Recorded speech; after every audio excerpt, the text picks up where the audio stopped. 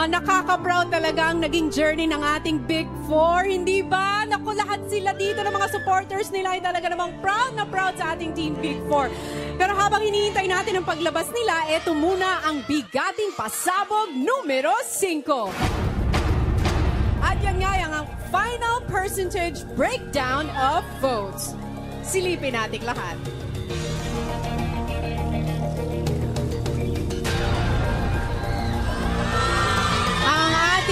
Housemate D ay nakaipon ng 9.79%. Teen Housemate C, 23.52%. Teen Housemate B, 29.22%. At malinaw na nangunguna si Teen Housemate A, 37.48%. Sino nga kaya ang nakakuha ng 37.48% of your votes at ang ating first teen batch winner? Ang kasagutan ay malalaman nating lahat kung sabay-sabay niyo akong sasabayan na tumingin dito sa taas. Over there! Ayan! Hoy! Hi, Sazam! Sino ka? Kamusta ka dyan? Okay ka?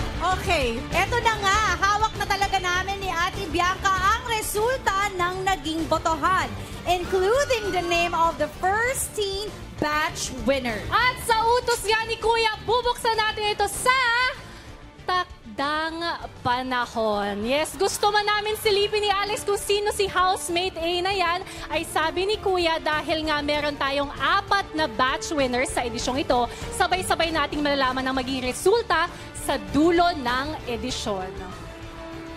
Pero habang hinahantay natin ang ating takdang panahon mula kay Kuya, eto na muna ang ating bigating pasabog numero 6. Ang Golden Vault! Tada! Yan, buksan na natin ang Golden Vault dahil, ayan na.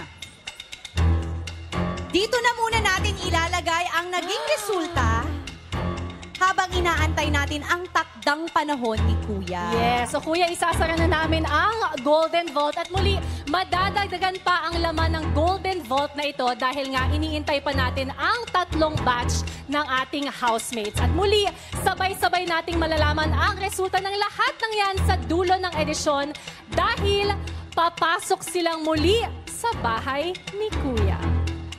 Pero eto na talaga ang takdang panahon na makikita na natin